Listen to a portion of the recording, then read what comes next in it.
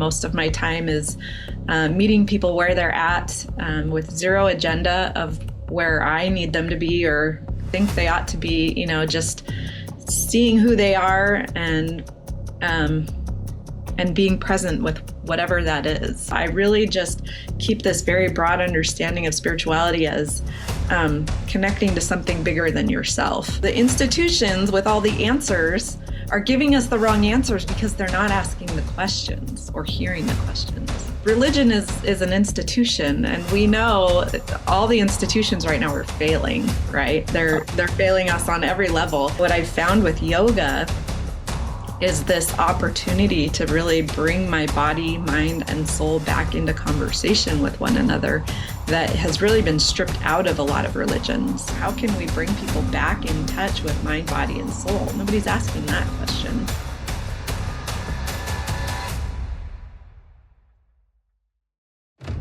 The following podcast is for educational purposes only and contains material that may not be suited for sensitive audience members. Audience discretion is advised. All right, everybody. Welcome to another episode of The Health King's Court, Ancient Wisdom, Modern Health. I'm your host, Zach the Health King. I have a very interesting guest with me today with a lot of diverse areas of interest. She embodies the transformative journey of spiritual guidance and contemplative coaching. Backed by an impressive 20-year career, her path has been marked by significant milestones, from her ordination to mastering the art of yoga teaching, from her deep dive into addiction studies to her expertise in labyrinth facilitation, her storytelling and community healing and nuanced realms of contemplative leadership. Her arsenal of skills is not merely academic. It's been forged and honed in the real world. She has worked intimately with a diverse array of individuals, from addicts grappling with their inner demons to survivors of gun violence, from those wrestling with chronic illness to individuals navigating the complex waters of mental health struggles. Her unique gift lies in her ability to be profoundly present with each individual, creating a sanctuary where they are not just seen and heard, but deeply valued and supported. One of her most profound passions is bridging the often intangible gap between religion and spirituality. She opens a welcoming space for people from all belief systems, cultures, and walks of life, inviting them to explore and embrace their own authentic voices and forge a personal, meaningful connection with their soul. Her approach isn't just about guidance, though. It's about empowering individuals to discover and resonate with their innermost spiritual truths, whatever those are. That is Shannon Savage-Howie. Shannon, welcome to the show. Thank you. It's nice to be here. Thanks for having me. Super happy to have you here. I love meeting people that have such diverse areas of focus and expertise and perhaps experiences in their own personal journey. But let's start with a broad scale understanding of who Shannon is. What has brought you into this kind of esoteric or study of self and study of wisdom and healing? And what's brought you to the here and now in that? Sure. Yeah. I was raised in a religious family, and so brought up in my own faith background and tradition. But, there was a piece of me that really valued understanding other people and kind of where they came from and what their perspectives were on everything. And so as I grew, and kind of came into my own self, I was I followed my religious path for myself, which is, kind of Protestant Christianity. And I ended up getting ordained in that tradition and all of that.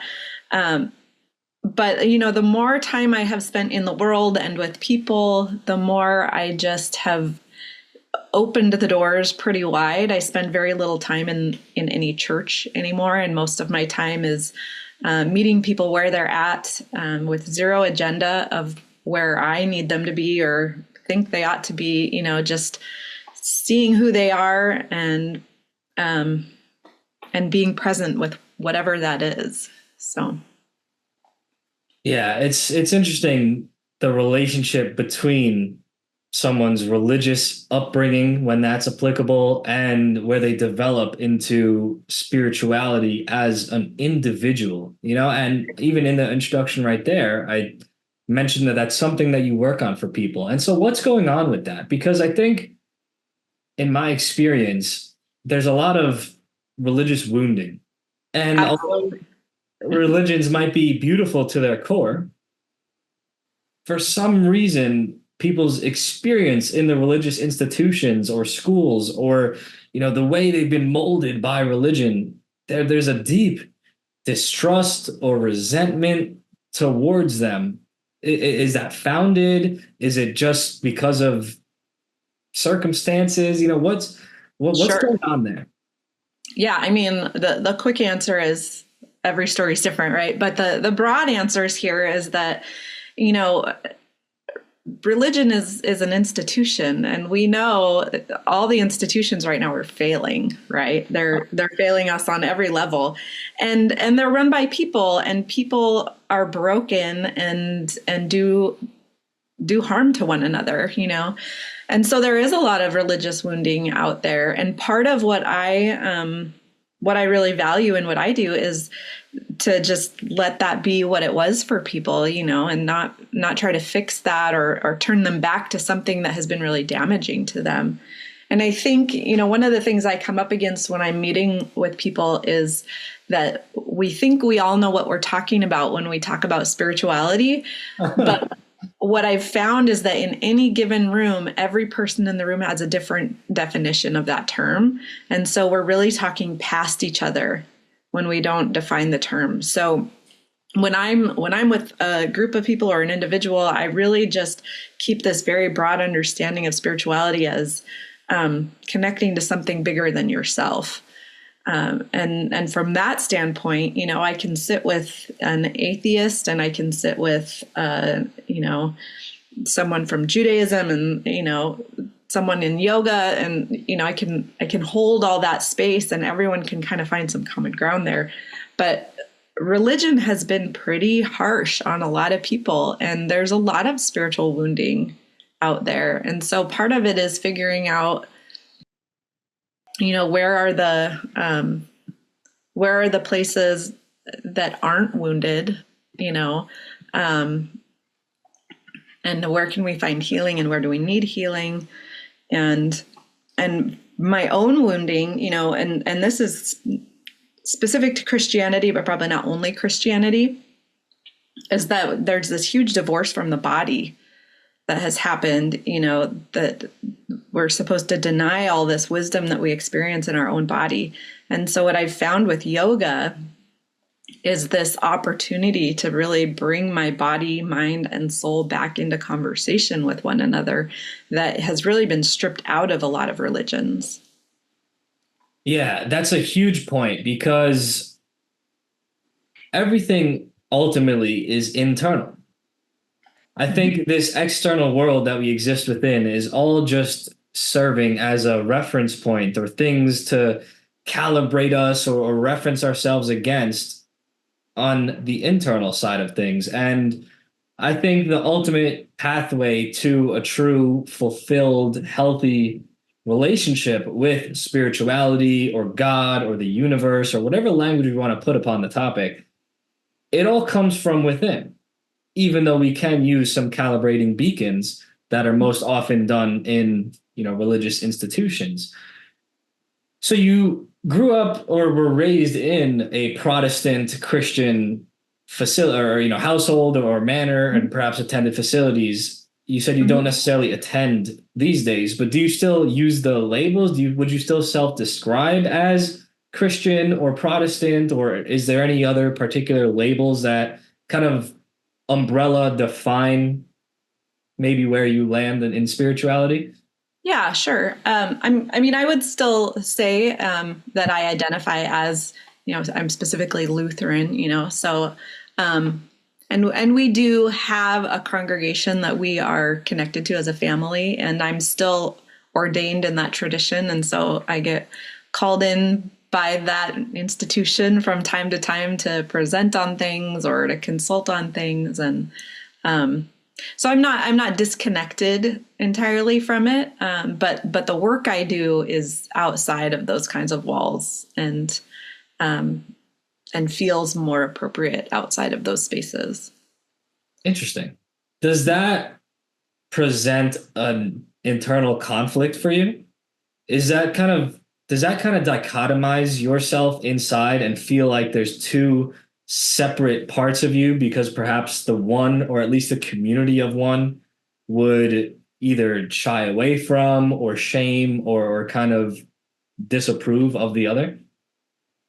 Um, that's a good question, and I think there are certainly faith communities where that would absolutely be the case, that it would be in high conflict with one another. Yeah. But I personally don't have conflict between the two in my own internal, bringing together of things. I have a pretty broad, wide open worldview on a lot of religious beliefs and spiritual beliefs. And so it's not hard for me to hold all of it together. And I do belong to a faith community that is pretty open in some ways. They might not want me to be the one preaching every Sunday about everything. I might not toe the line completely, but but as a member of a community and being in that faith space, I feel welcomed and a part of it. So That's good. And I'm really happy for you to have that because I think that is a really healthy thing that can be experienced. It's not that institutional communities of religion or spirituality are evil. It's certainly not the case, and it's not that they're all closed-minded either. I think we are seeing a growing amount of religious institutions that I don't want to say tolerate or accept, because those can have some negative connotations as well in regards to organizations not standing for what their core beliefs are. But I think there's individuals within religious institutions that are at least open-minded enough to hear out certain things at the very least and understand that, hey, just because it's not what we do here, that doesn't mean it is of Satan. There's right, exactly. We could be on the same team, even if we're not kind of playing in the same way, against evil. Right. And that's such an important point, right?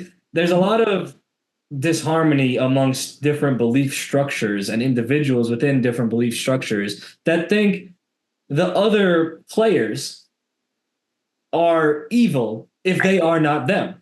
Right. Not realizing that, hey, you guys might speak different languages. You might have different hats. You might have prayer in different ways and different aesthetics to your religion. But you guys are all on the same team against evil, true evil that is out there.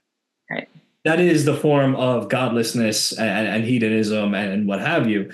And I think that's an important bridge to make. And there are many important bridges to kind of create on people that are on the same team, whether they realize it or not, Right. It's certainly interesting. And you kind of said a key phrase earlier that I want to dig into a little bit. You mentioned that the institutions of today's world are failing. Uh-huh. What does that mean? Because we say it all the time, but what does it actually mean? And what I mean by that is, are they failing their design? Like, were they created with these intentions that were, they were going to be good for humanity, and then now they're failing at it? Or are they failing in the sense that they were set up to be oppressive and suppressing of society, and they were doing a great job at that? Right. But the way that they're failing now is that people are rising up against them. Which way is it? Or is this is a great question, because I really think that, and I have my own thoughts on this in like the medical world, and you can pick an institution, right? Medicine, education, religion, right? And I think, I'm on my own health journey right now with all kinds of things, and it's not unlike what I'm seeing in the world of religion and spirituality, in that, there's an assumption that when you're sick, you go to the doctor and the doctor gives you the answer or the this medicine, right? Uh-huh. And what's wrong with that as the system is that they're not even trying to figure out what your question is. So when I walk into the doctor and I say, I have these symptoms, they go, okay, well, then you need that doctor. And then I go to the other doctor and I say, I have these symptoms. And they're like, well, I can talk to you about these two, but you're going to have to find someone else for those ones, right? So instead of sitting down with my main doctor and her going, tell me about what's actually happening all together, right? So I literally got sent to a rheumatologist, a therapist, an esthetician, like all these different things, when really doing all my own research and like having conversations with other people in similar situations, I was like, oh, it's actually this one thing happening. Nobody was willing to sit down and actually ask me a broader set of questions, right? And I think, and so I had to go out and like seek out all these pinpoints for myself. And I think what I'm seeing this exact same thing when I work with people in this world of spirituality. They go to a church or a religious institution, and the church says, here is my answer for you. And they say, well, you didn't even listen to my question. Like, how can you know an answer for me when you don't even know what I'm struggling with right now? And so what they do is they go, I mean, I see some value in this part of this thing you said, but now I got to go find this, and this somewhere else, right? And so you find people really dabbling across the board in all kinds of ways in religion and spirituality, feeling some guilt and shame that they're like betraying a tradition that they were raised in, or maybe I shouldn't talk about that over here, or maybe I can talk about it there.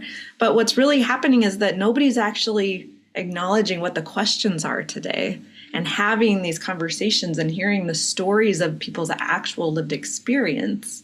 And so the institutions with all the answers are giving us the wrong answers because they're not asking the questions or hearing the questions. Yeah, it's like the assortment of institutions all have their predetermined pegboard. Yes. And they have a circle hole and a triangle hole or a star-shaped hole, or perhaps they only even have one. And if you go to that institution, they're putting you through that shaped hole.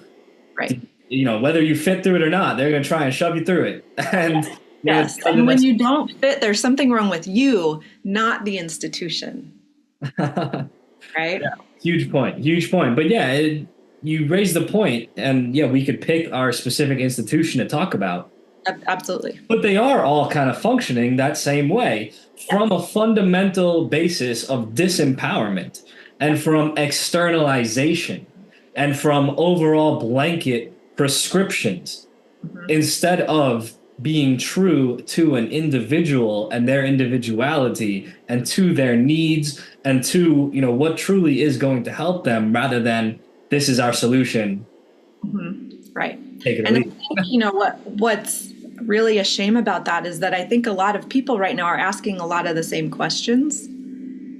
And so what the institutional person is saying is like, well, I just have this one answer for you, right? And you're just a one-off. And then I'm going to shove this person in that corner because they're a one-off. But what's actually happening is there's a multitude of people asking the same question. They're just not taking the time to go, oh, we have something that we could actually address here. But we're not letting the question in.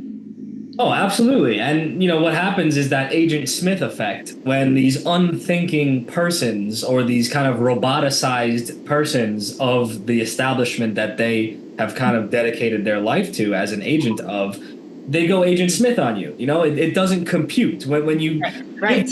input that's outside the realm of what they have answers for, they just short circuit and they get emotional, they get mad, they just start babbling a bunch of nonsense, you know, and it certainly, and then they lash out most often, either individually, or they will turn their other fellow agents against that person asking the questions. But we keep saying this phrase, asking the questions, and they're ignoring the questions. And the people are asking these questions of today. What are they? What are the questions of today? that we're Well, talking? I think that part gets more nuanced, right? But, we have huge epidemics in this country with, this is the world I work in, right, of substance abuse, right? And so we're trying to answer it with institutions of, you have this medical problem, so we're going to answer it in a medical way. And what's really happening is this crisis of disconnection in our world, and people not being heard with the questions they have, and so it ends up evolving into addictions, right? Because we're not addressing the systems of poverty and healthcare crisis and all of those sorts of things. So instead, we're like, what's with all the drugs, right? And it's not actually about the drugs. And in treatment, we're trying to get underneath all the drug use, right? Like, this actually on the individual level is often not about the drugs, right? And as the institution, they can't figure out, like, it's got to be about the drugs, right? And we're like, it's not for any of them is it about the drugs, right? But that's just, so I think each institution has its own stuff, right? But we're so disconnected in this world. And, in religion and spirituality, right, you've got this whole Western base of religion that has really kind of sequestered us into our brain and sometimes our heart, and usually one or the other, and completely denied the body. And you've got an entire Eastern world that is so gifted in how we connect to our bodies. And they've decided to be adversaries with the Eastern world, right? Like, you can't learn anything from yoga because we're going to decide it's evil and it's bad. And even though we don't know anything about it, it's from somewhere else in the world, so we don't want it touching our very precious religion, right? And instead of saying, why is everybody so disconnected from their bodies? What's a different message that needs to happen here? How can we bring people back in touch with mind, body, and soul? Nobody's asking that question, Yeah, and it's funny what happens in the sense that people do ask questions and kind of get half truths and half solutions and kind of washed out versions of certain things out of appeasement, right? Because I think that's certainly what's happened with yoga. Yoga Sure. being a very ancient traditional practice that encompasses a lot of different facets of life. It Absolutely. is beyond the physical, although the physical element to it is an essential one. Mm-hmm. What we see in Western kind of yoga is that isolation of the physical movements, and it's just looked at as a physical exercise, what have you, when its origins and roots and nature are so much deeper than that.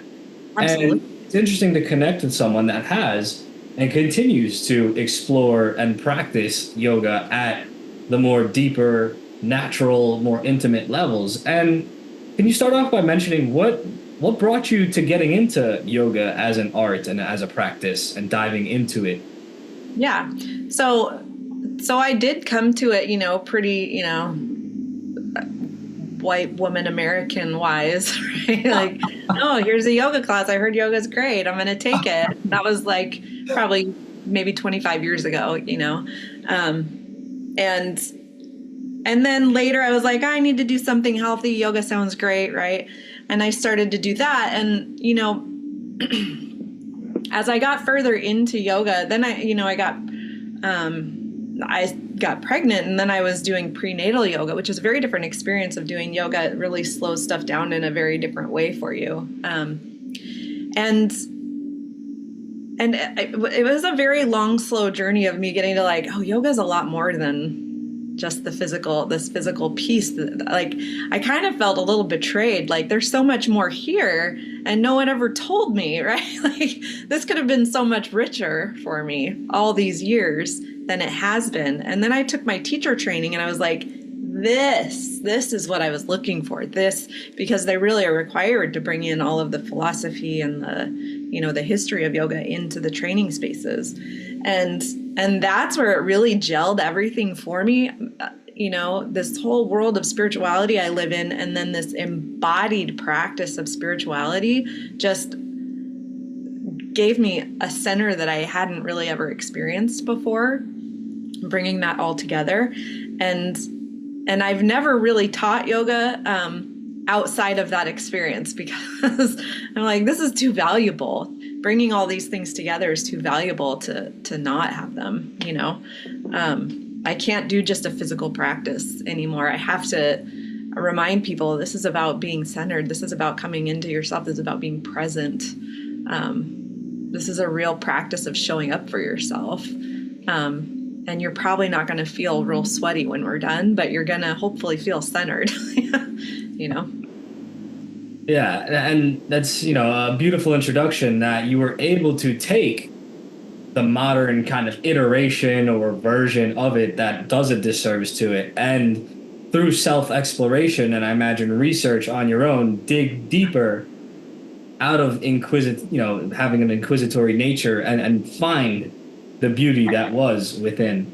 And so for those that aren't familiar with what we're talking about, can you just briefly mention yoga's perhaps origins or, overall themes or structures for those that might not, understand what we're talking about beyond the physical? Sure. Yeah. So, yoga is an 8-limb system, and it's ancient, it comes from, thousands and thousands of years ago. And it's not specifically a religion, but it's also not necessarily not part of a religion, It just depends on kind of where you find it. There are ways that it can be connected to Hinduism and ways that it can be connected to Buddhism. And sometimes Buddhism is religious and sometimes it's just spiritual and philosophical. And so it's kind of this nebulous thing that's not as defined as people would like it to be, in our very black and white world. But it does come back to these 8 limbs, and the physical practice of yoga is yoga asana. And that is just one of the limbs. And it's part of a much larger system. And, it has to do with, how do I have right living? How do I act as a human in this world? How do I interact with other humans in this world? How do I show up in my physical body so that I can, the physical practice really is a preparation for calming your body down enough to meditate, So I tell people, maybe yoga ends up not being your thing, but if you go for a run before you want to meditate, you're kind of doing the same thing in some ways, right? Like you're getting this physical stuff moving and out of your body so that you can show up in a more calm way, right? It's this physical practice. There are probably yoga people would be like, don't say that, but it's essentially, part of that, right? And there's breath work involved, and it walks you along this path of these external things so that you can really show up internally. The last few steps are really about this internal space of quiet and stillness and possibly enlightenment, which is fleeting. Interesting. So it's like the physical side of things of yoga is the gateway to the other things. And because we are existing in this physical world and we are physical beings as well as metaphysical beings, but the most tangible is the physical. The physical practice of yoga asana is kind of what opens up our body and prepares our mind, perhaps, and heart and soul to kind of drift or be guided into the more metaphysical side of things. That's interesting. And so you mentioned it could perhaps prepare us for meditation. Yeah. What does meditation mean to you? What does that phrase mean? Is it the commonly thought of term or kind of description of clear your mind and think about nothing and feel nothing, or is it something more active than that? Or is it different for different people? What does meditation mean to you? Yeah, I think it's another one of those very, very broad terms, right? That people think they know what they're talking about, and then we end up talking past each other, right? And I think, it's another term I like to keep really broad, because meditation hits people different. Different people show up for that in different ways, and it's hard to access for a lot of people, this space of being still. And so, some people really thrive in a guided meditation where they're listening to something walking them through. And I do yoga nidra meditations with people, which is is a form of guided meditation. And there's others who do want to do the sit and think of nothing, which I find is a very hard place, particularly as an entry point for meditation. To just be told to sit and not think is a clear invitation to overthink for a lot of people who've never done it before. Am I doing this right? People who practice meditation for a long time would say that's part of it. That's part of meditation is, sitting long enough that you can still it. But it can mean a lot of different things. There's a lot of different methods of meditation and ways to do it and opinions about it. And so when I bring it to people, I generally say, let's be really gentle. Like this, I might be teaching a particular mindfulness meditation, and I'll say, normally the biggest benefits of this might happen at about 20 minutes, and we're going to start with 5 because if you can't show up for the 20 minutes in most of its capacity, then it's not going to give you any of those benefits, right? But most people have to work up to stuff, and I think a lot of times people aren't taught that in meditation. It's just kind of like a go meditate because it's good for you, and people are kind of dropped with that, and there's so many conversations that can be had in the midst of that are left out. And so you mentioned that there's 8 limbs of yoga. Are they, and we've established that perhaps the physical side of things is the gateway, or is an entryway, or is a preparatory kind of limb for the other ones. Are the rest in a sequence, or are they more in a web? And is there one that you kind of start to explore next as you dive deeper into yoga, or how does that work? Yeah, I mean, as it was explained to me when I was taught, they don't have to go in sequence, and they kind of weave together, but like the yamas and the niyamas, which are the limbs about how do you live in the world and what's right action in your own person, right? That's kind of just a way to be in the world. Right? How do I treat other people? Is self-study important to me? Those sorts of things. And that just kind of permeates our life, right?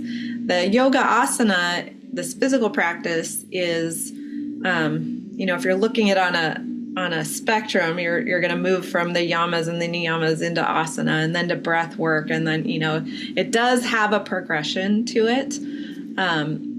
And I think, we all experience this. If we're really fidgety and having a hard time sitting still, we're also going to have a hard time laying flat on our back meditating. So, and I have kids, and, if I want them to pay attention to something and they are bouncing off the walls, they're not going to pay attention to something until they've done something with their body. And so I think of that as that asana practice, right? And then, the breath work that comes right after the physical practice is really a grounding and centering practice. And there's a lot of ways to do breath work, and in yoga it's called pranayama, but and they all can have different ways that they're interacting with your body.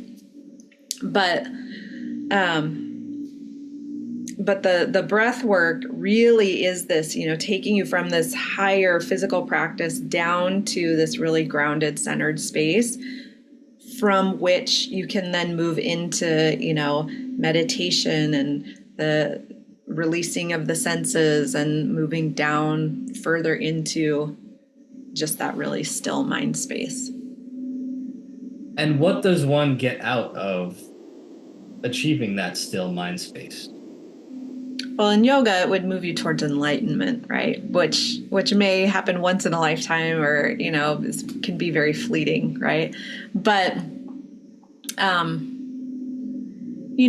when we can be still and have that clear mind, it changes our perspective on life, right? And it gives us a greater capacity, and if we're living the full yoga, all the limbs, how we treat people gives us greater capacity, right? It opens our kindness, it opens our compassion for ourselves and for others, and we move through the world differently, with a different level of patience, and a different perspective on how things interact when we can find stillness in our brain and we can be present in the moment.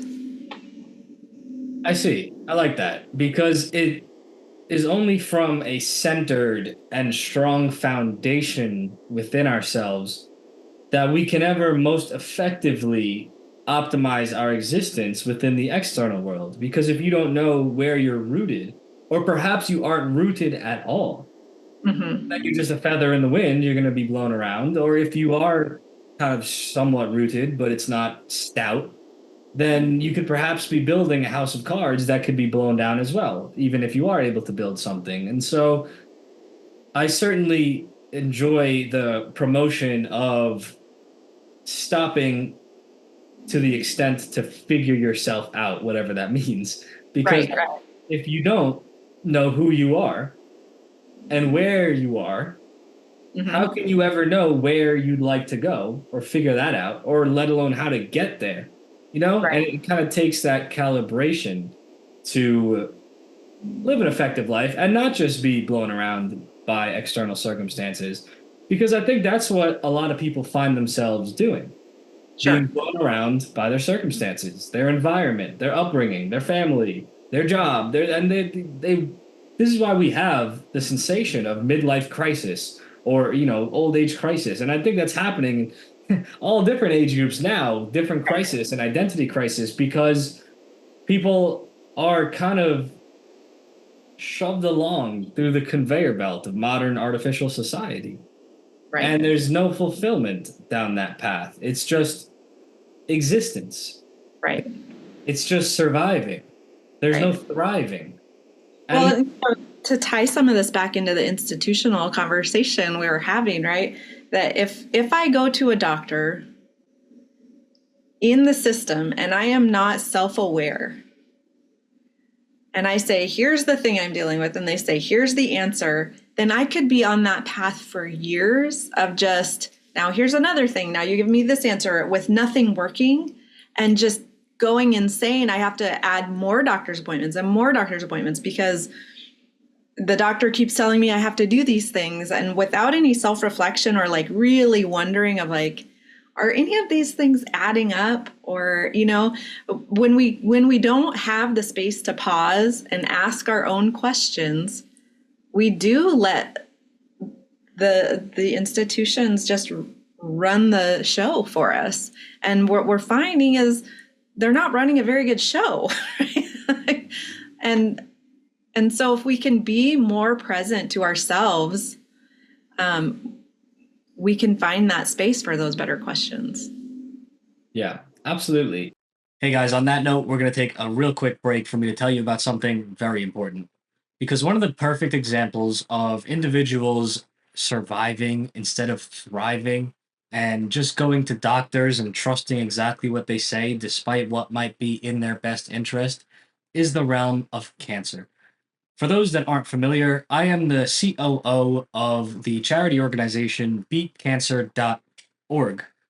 We've been helping people with holistic cancer education programs for 47 years now. Whether someone is a cancer patient already, is in remission, is a family member or caregiver of a patient, is a medical professional or a holistic healer that wants to specialize or learn more in cancer, wants to become a holistic cancer coach, or is someone that just loves to learn and wants to be proactive about prevention. We have an assortment of programs tailored for all of these groups and more.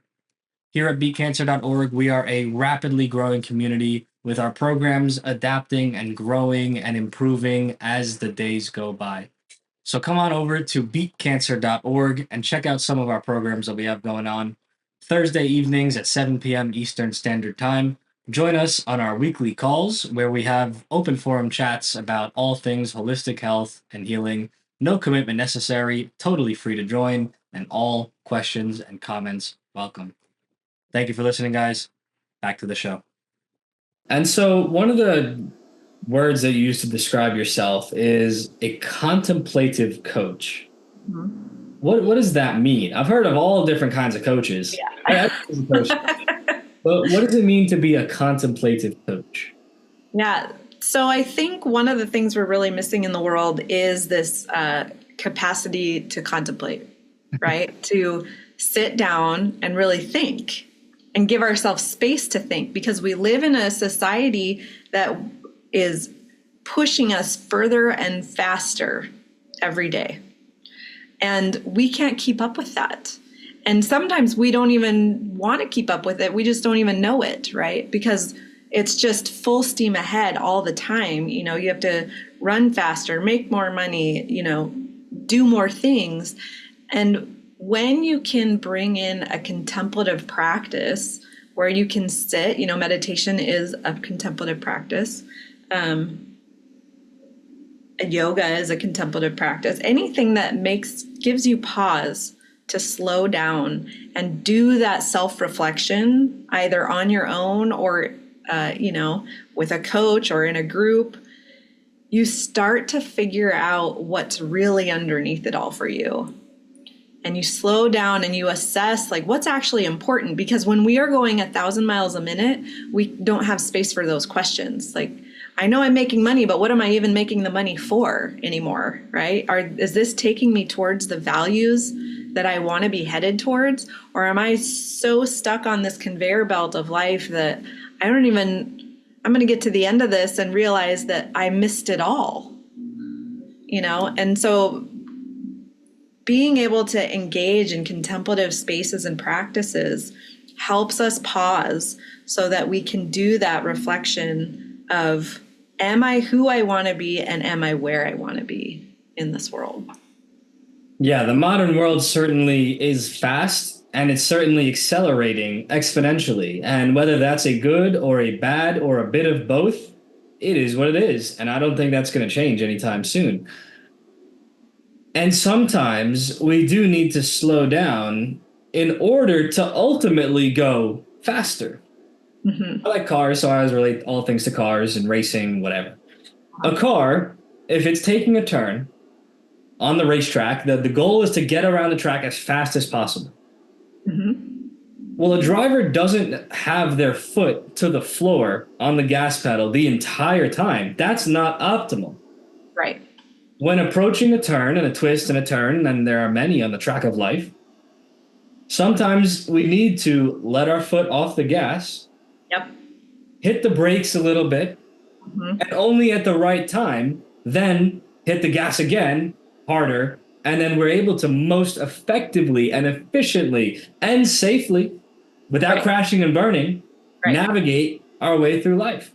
Right. And sometimes even beyond that, it's time for a whole pit stop. Mm-hmm. Sometimes you do need to get off the track. Yep, exactly. And you're going to want to be as quick as possible in that pit stop, because your years of your life are going to go by. And also there's things in the external world that need attending to. So you got to be quick in those pit stops as much as you can. But you also need to get done everything you need to get done in those pit stops. And so back to a human life, what does that look like? There are waves and cycles of our lives, I think. Mm-hmm. I think there are actionary phases, and then there are more contemplative and healing and foundational forming phases. And I think we need to have as long of a foundational forming phase as we need. You can't skip out on that first one at the very least. Unfortunately, most people aren't getting that phase aren't getting it in its due justice form in childhood when they're supposed to, by design and by nature. And so this is why we see the phenomena of adults having to kind of go back, figure out what happened, what's brought them to the here and now of feeling unfulfilled in all these different ways, feeling chaos and disharmony and experiencing all these craziness. What figure out what brought them there and then how to undo it and what direction to head in now. It's a difficult thing to navigate. Of course, the healthier thing would Sometimes, if you wait too long, it can be really traumatic. absolutely. Oh, Really turn absolutely. your world upside down. The farther you are into the woods, the harder it is to get out. Yeah. And that brings about the question, do you think everyone could find their way out? Are there people that have gone too long and are too far into the woods of unfounded existence that they'll just never be able to find their way out within this lifetime? I don't think anybody is so far gone they can't get out. But what I do see happen is that people get so committed to the conveyor belt that they don't even see value of getting off of it. You can't make people get off of it that don't want to get off of it, right? And so there are people in my world, I live in suburbia, and like this place is like conveyor belt city here, and it starts young. They put their kids on this conveyor belt starting at, 2 years old sometimes, right? And so they've been living this life there literally decades. And when they meet me, they do not understand my life and like what contemplative practices have any value. And like, why would you stop? They don't understand it. Why would you take a break? What do you mean? Pause and reflect. Like really, that does not compute to them. And like, why would you ever want to slow down? And so I think some of those people are just never, ever going to get off because they don't see any value in it. Or, what does end up happening, and I do see this, is that, they may not ever make a mental choice to get off the conveyor belt, but, their body will. And people's health crashes when they go too hard, too long. And usually it's a crisis moment, right? Like all of a sudden I've run into this health diagnosis and I have to reevaluate everything, right? Or sometimes it's a death of a loved one nearby, right? That like this just turned my world upside down, and I realized I've never stopped, and I missed everything with them, and my hope is that people don't wait till that happens. Those things happen. Yeah, that kind of answers my next question I was going to ask you, in that can someone just continue to live their whole life without ever doing the due contemplation and ever feel existentially fulfilled? But what you just said is certainly what I agree with, is what you don't give your body or your soul, it will take. Right. I think our bodies and our selves can take so much abuse until they scream, and they'll call out to you. Right. I think we'll have the calling out kind of flashing light. Hey, yes. Check on that. You're ignoring this part of yourself. You should maybe look there, and then we can keep going. And then maybe another one will pop up, and maybe another one, and you could just cover those up or choose not to look at them. But you can only get away with that for so long. Right. It's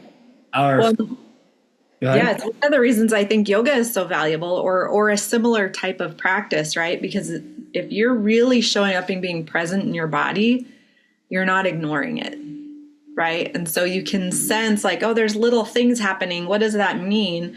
Can I adjust? Should I adjust? But, because we've divorced ourselves from our bodies to such an extent, our whole training is if I feel something in my body, I have to push past it.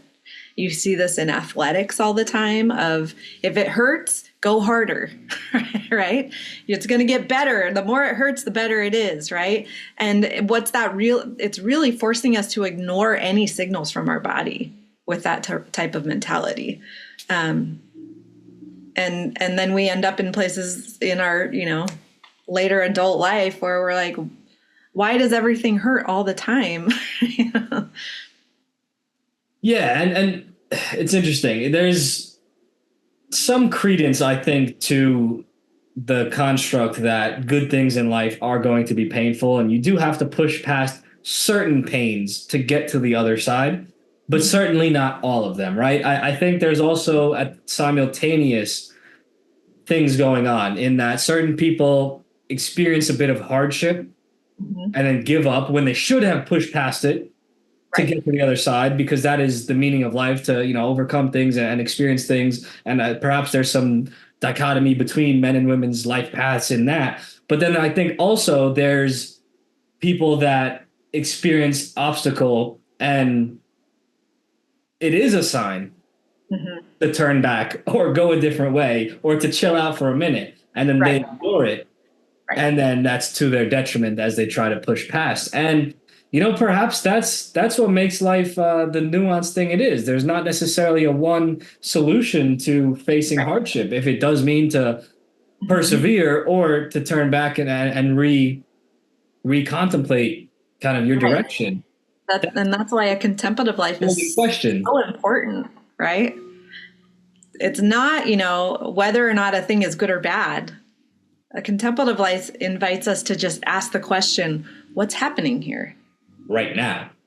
Yeah. And so, I was an athlete growing up, and, there are some times where like there's a really good sore, right? Like you worked really hard and the next day you're so sore and you're like, but that was so good. Like this is a good sore, right? I feel like I pushed through some hard things and my body did good stuff.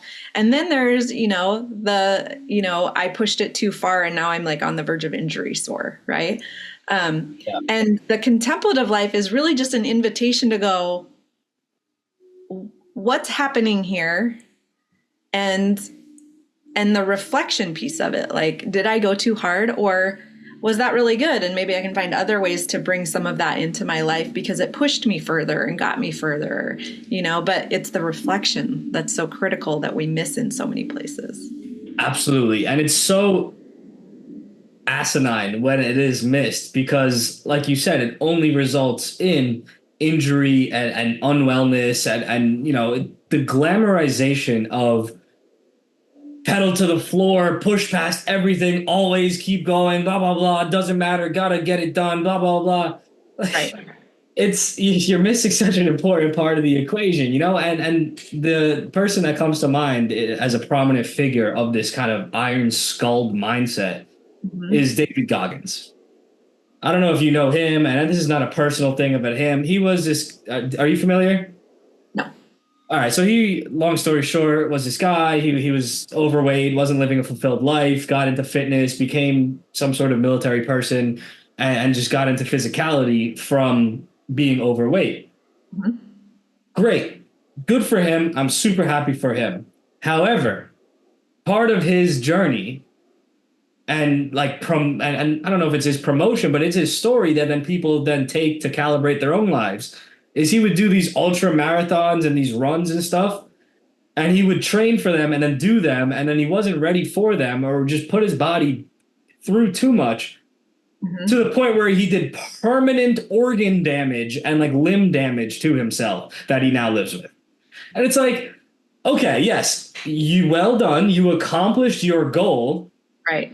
set a goal and accomplished it of finishing this race when we're bleeding from your orifices and your feet were Right. broken and this and that. And it's like, are you better for that?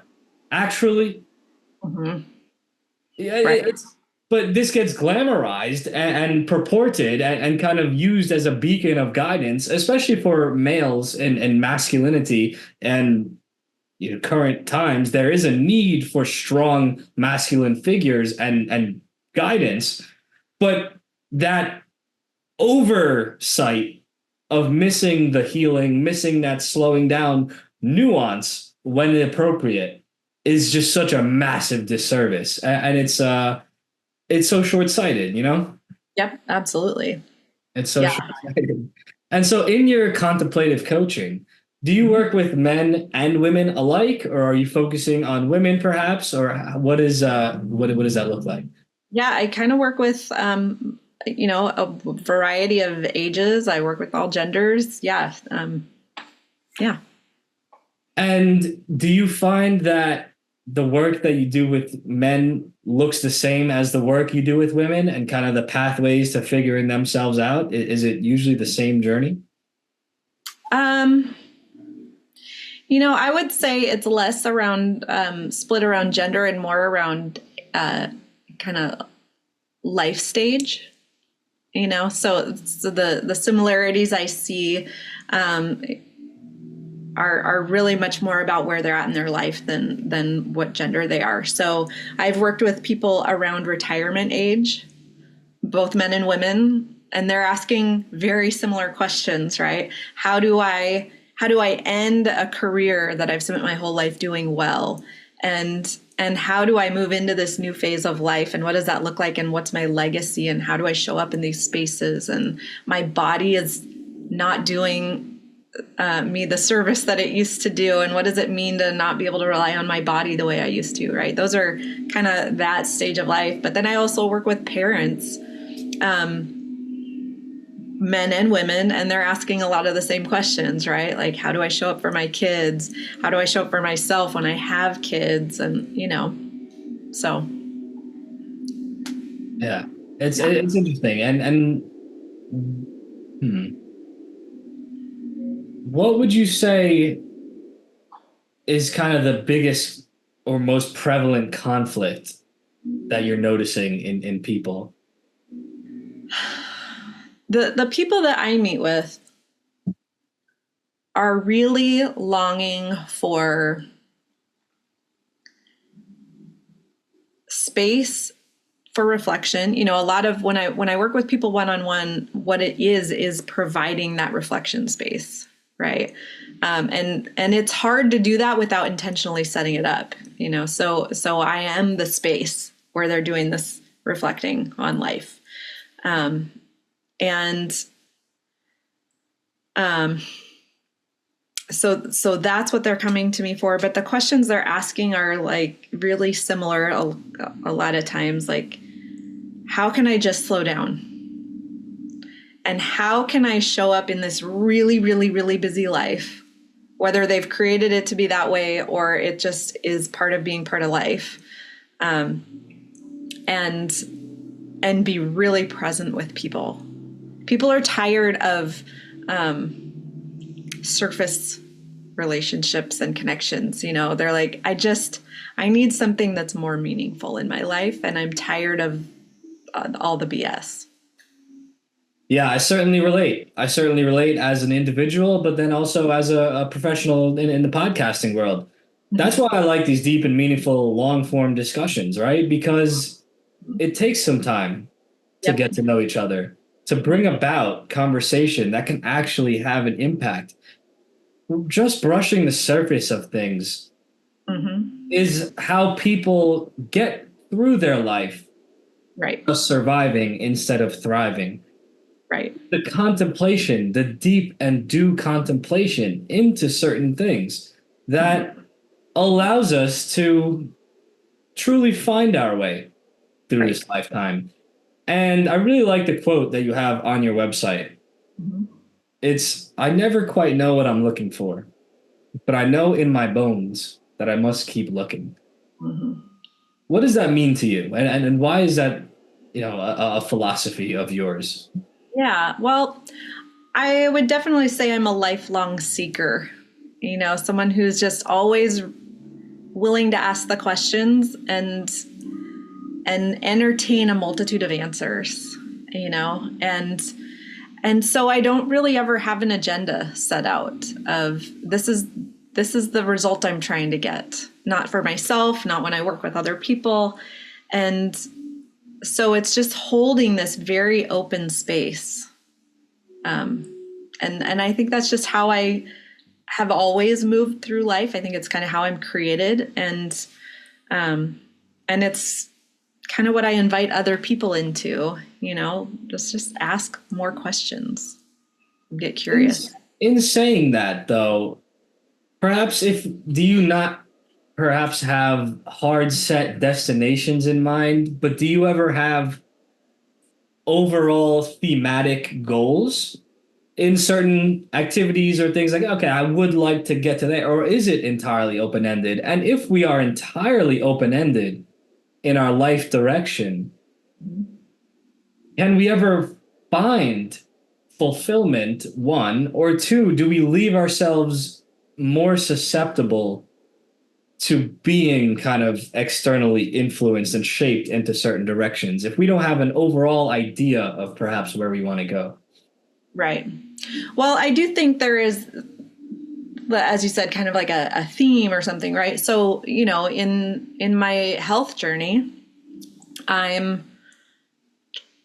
questions are all centered around like, what's going on with me, right? They're not so open-ended, right? Like, how do we get to health in this place? What does health look like right now, right?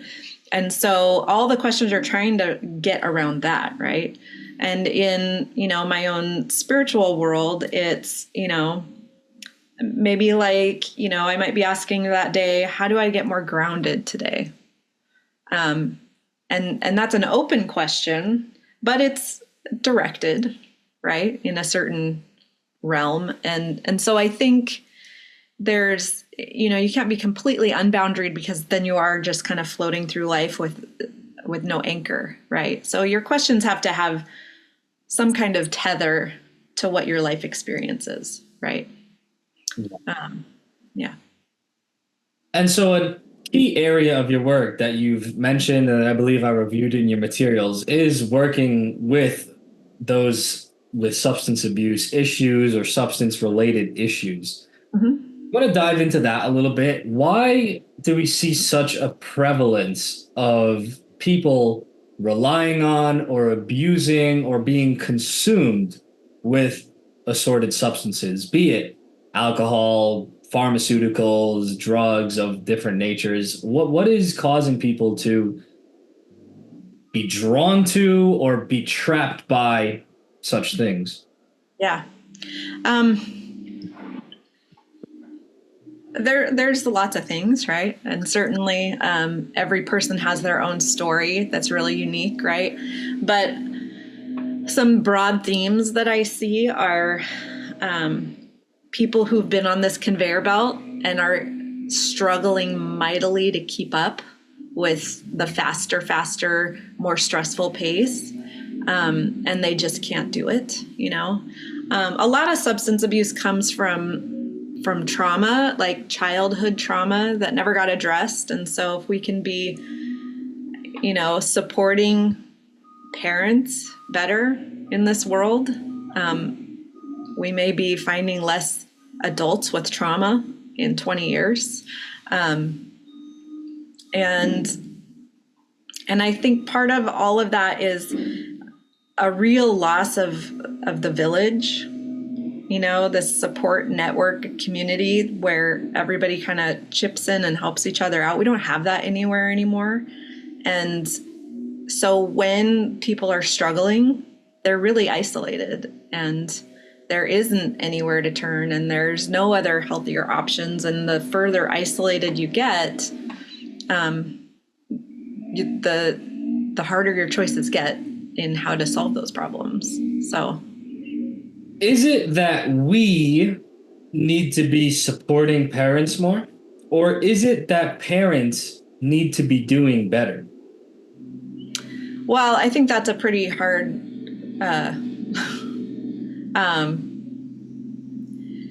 I think parents are all doing the best that they can, but there is a real lack of support.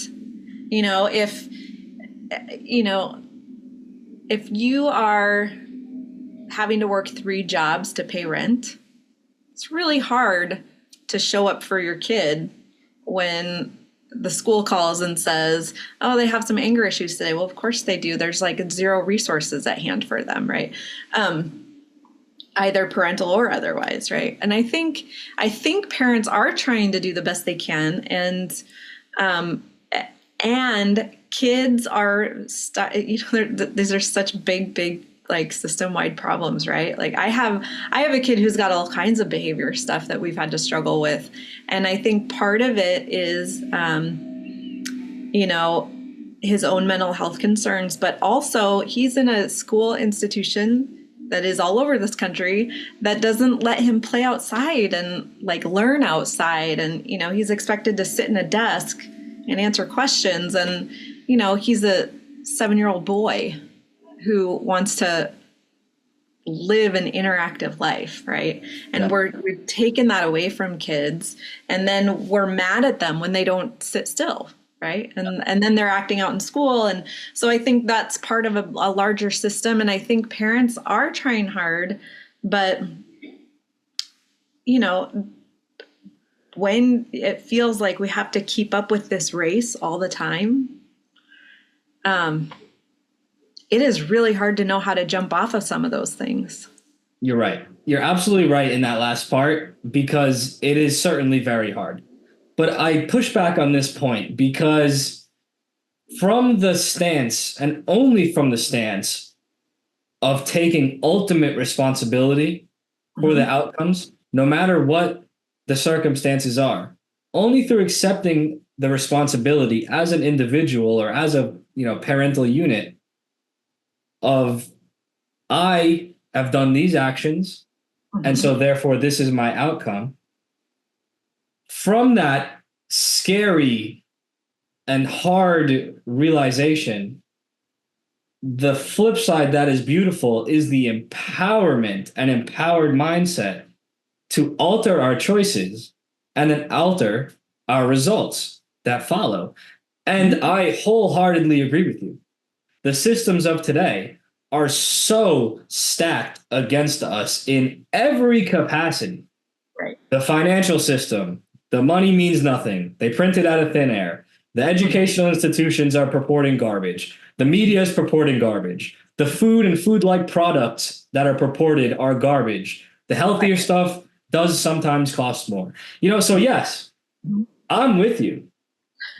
But do we all need to accept responsibility for our outcomes, no matter how the odds are stacked in our favor, in order to ever do something about it? Because to sit around and say there's external solutions or systematic solutions to be implemented, and then all will be well, is that just a pipe dream and a cop-out for people not doing their work?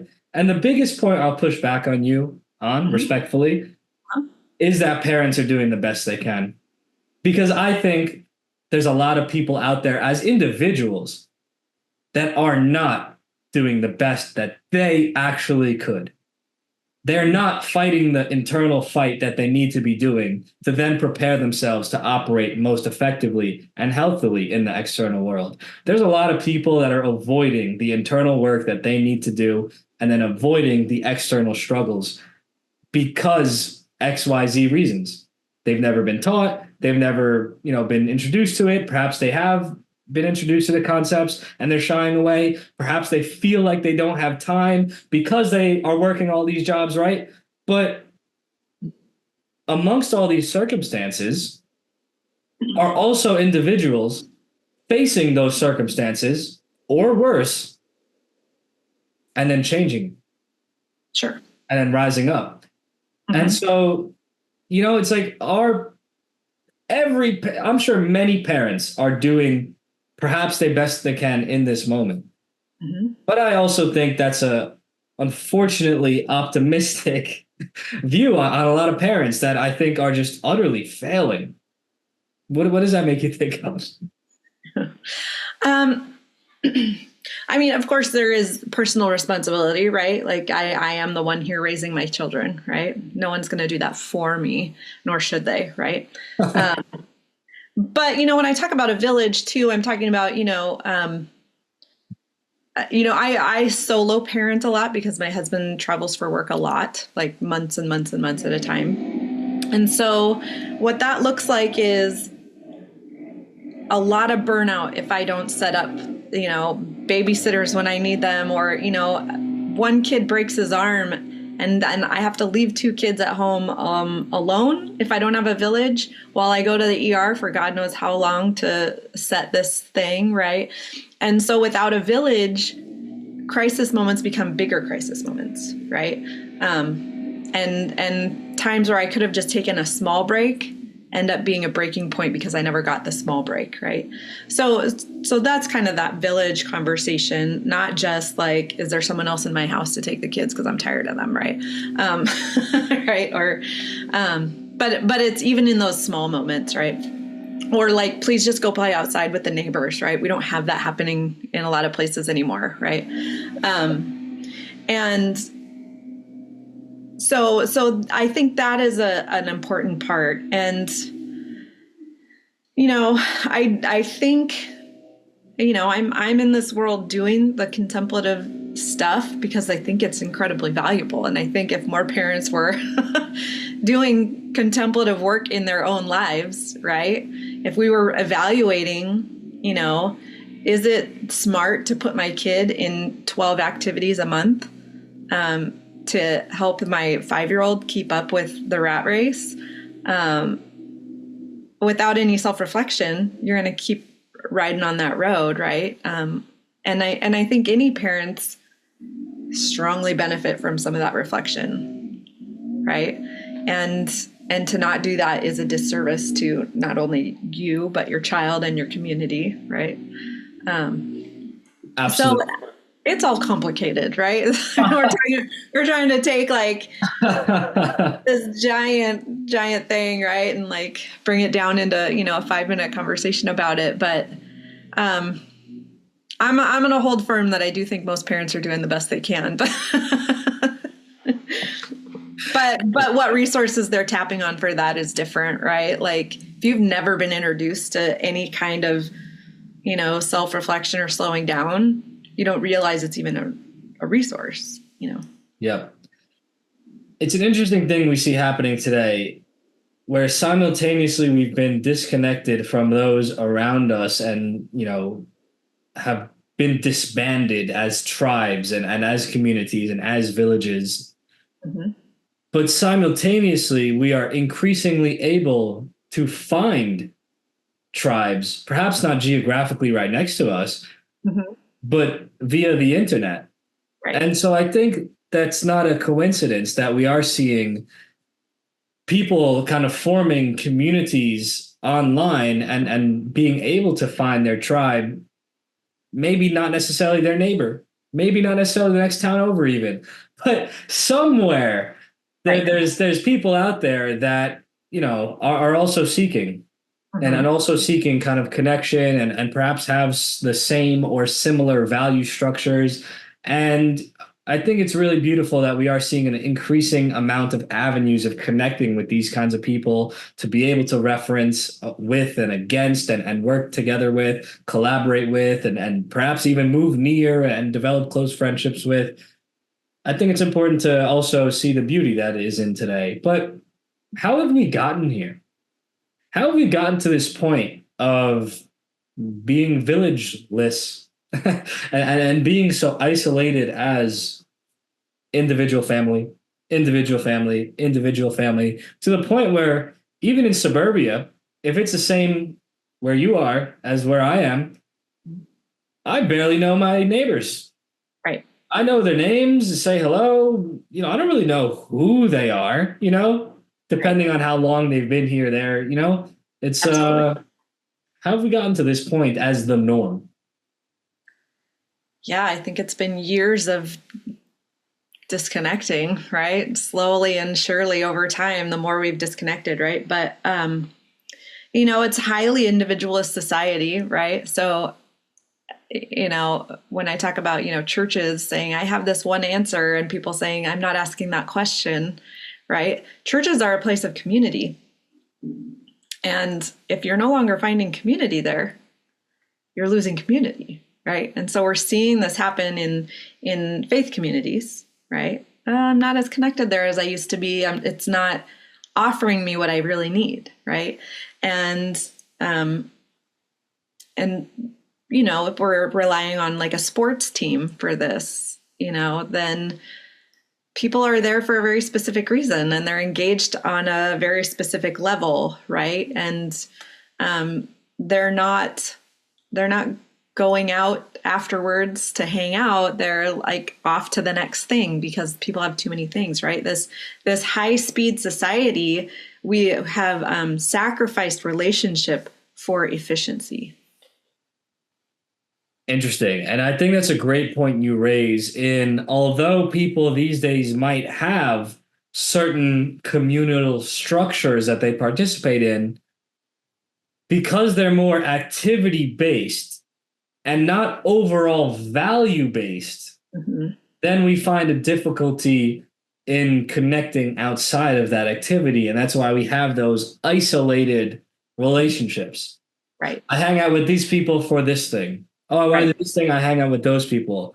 And kind of have an abundance of surface level acquaintanceships, but lack true, deep, and meaningful friendships or more intimate relationships. And the downfall of the religious institutions that used to serve that function, it's not necessarily about the God or the religion or the specific whatever, but coupled with that was an inherent value structure that you can have a bit of trust in that person and kind of connect with them at that more soul level.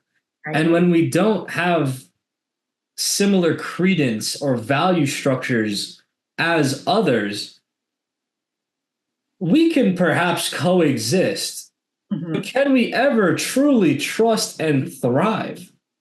And so I think it's no coincidence that with the rise of forced and experimental multiculturalism, as surface level beautiful as that seems, it's perhaps done a great detriment to society, because we look at different areas of the world and observe that the most homogeneous of societies are the most overall happy, the most communal, the highest rates of life satisfaction and mutual trust, lower crime. And it's certainly very interesting, right? We've done this experiment in the modern world of everyone going everywhere and mixing, and especially in certain Western nations. And now our neighbors, it's not about looking like each other, but they're just entirely different. And we have, as humans, a natural and okay and innate desire to be and trust and be around a village that looks and feels similar to us. And so it's interesting how we've kind of played out in this modern world, in this experimental mixing everywhere, and how that simultaneously occurred as the decrease in the cohesive societies. It's a very controversial point, but it's certainly very interesting to observe what we have observed. Well, and I think, a part of what's happening here is that, we have lost our ability to have conversations with each other. Like we don't know how to have a meaningful conversation or a difficult conversation, right? We don't know how to do it, so we just don't do it, right? So we no longer talk about anything that matters with anyone.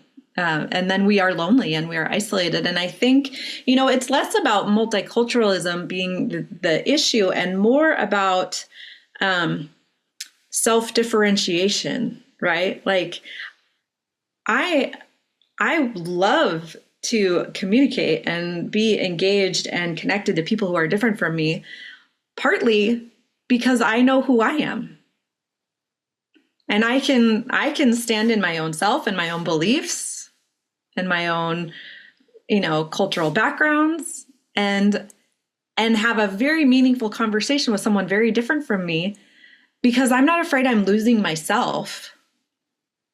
I'm gaining connection with another person. And I think because we no longer have the skill set to connect with people in authentic ways, and we no longer have a skill set to be connected to ourselves, when we start to connect with someone else, we feel like we are going to lose ourselves.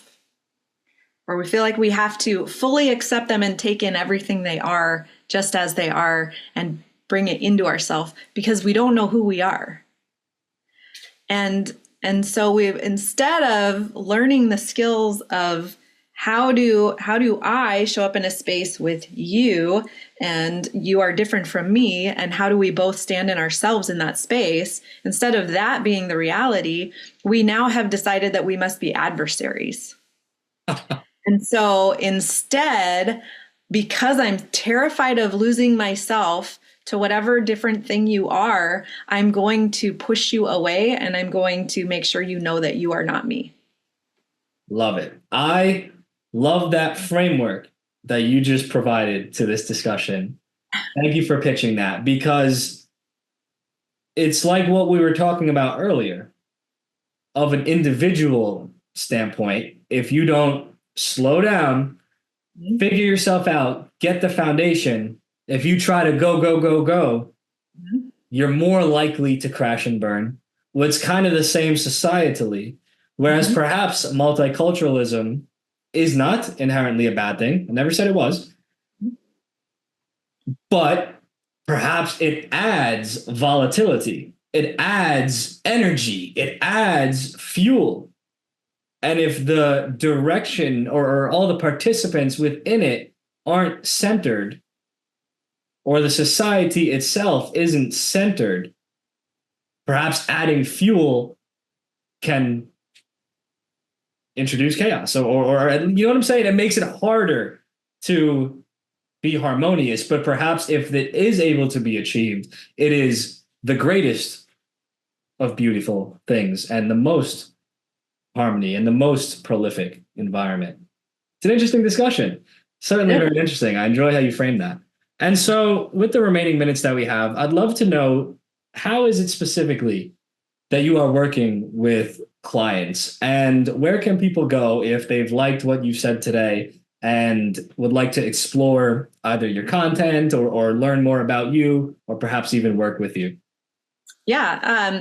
So I do this work in a treatment center in Los Angeles, but I see people individually one-on-one in my own time over Zoom. And I also have an online course, and both of those can be found at ransackedsoul.com, which is my website. And I love to work with new people. So yeah, always welcome that. Awesome. And so what specifically are you working with people to do? Like, if I have X, Y, or Z kind of thing going on with me, what are those X, Y, Zs that should kind of reach out to you, and then you'd help them? Yep, sure. So my online course is called Cultivate Calm, and it's basically a 7-module series of a whole variety, kind of an overview of spiritual and embodied practices, and just different kind of processing tools to help you bring more calm and centeredness into your life. So that's online. And then when I work with people one-on-one, people come to me for all sorts of reasons. A lot of times in their own transitions, they're moving from one space of life to another. Sometimes in grief, I work with people. When people are facing big life decisions, they kind of find me. But the beauty of working with a contemplative coach is over the long haul.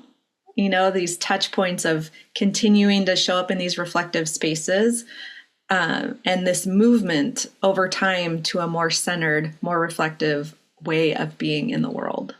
So if any of that's interesting, that's who I am. So Awesome. And where did the name Ransacked Soul come from? And why is that what you've kind of chosen to present with? What does that mean to you? Yeah, I chose it because I think it's pretty true to how I've kind of done my work in spirituality for myself in the world. I've really searched high and low, and not always gently, trying to find my own answers. Life is hard sometimes. And, we want answers right away, and we want direction, and we want someone to tell us where we're headed. And we do that in all sorts of areas. But for me, spiritually, that's, it's kind of been this like beautiful, messy, hard journey. And so ransacked soul sounded like pretty accurate for where I found myself. So Fair enough. Fair enough. And there's one kind of key vocab word I saw in your materials that I didn't ask before, and we don't have a ton of time, but I'd love to hear perhaps a brief explanation or a chat about it. The term I've seen is it labyrinth locked or labyrinth facilitation? And perhaps it's not a proper amount of time to do it justice, but what does that mean? Just for my own curiosity. So you may have seen them out in the world, but a labyrinth is like a walking meditation. And they're big. They're like actual like installations on the ground, and they look like a maze, but there's one path in a labyrinth, and you'll find them on hospital grounds, parks, churches. They're kind of all over the place out in the world. And so the work I do with that, I kind of help people use those as a contemplative tool. Very interesting. Yeah, they're fun. Yeah. Shows how there's plenty going on in the world around us, and plenty of tools or different things that we might not even realize have a deeper meaning. Yep. And so amongst all of the fantastic messages that we've shared with the audience today, is there any particular one or any additional one that you'd really like to stick out and kind of leave off our guests with? I just think it's so critical that we allow ourselves space to ask these questions, and that we find whatever resources we need that work best for us to slow down, to show up, and to integrate that mind, body, soul work so that we can be a more intentional and authentic person in the world. It's beautiful. Shannon, thank you very much for coming on the show. Thank you. Big thank you goes out to Shannon for coming on the show. She's absolutely correct that the institutions of our world are failing in real time. I don't think anyone with a brain still trusts any of them. Religion, medicine, education, they're all parts of the exact same problem. And it seems like for quite some time now, they've done little other than suppress humanity more and more, disconnecting people from themselves, from each other, and from the truth. Now, was this all due to incompetence, or is there something more sinister afoot? My guess is the latter. But either way, it matters, one, not just how we got here, but two, what do we do about it? How, despite all of this craziness going on, do we maintain our health, our wellness, our families, and our communities?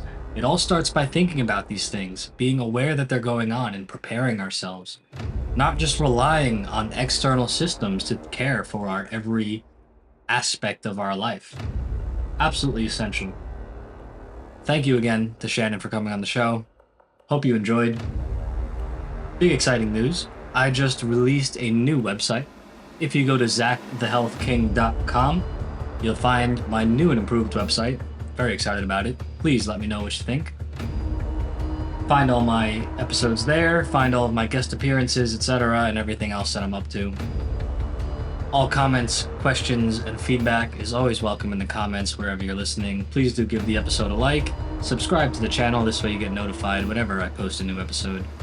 I've got a whole lot more coming your way. You're listening to the Health King's Court. Ancient wisdom, modern health.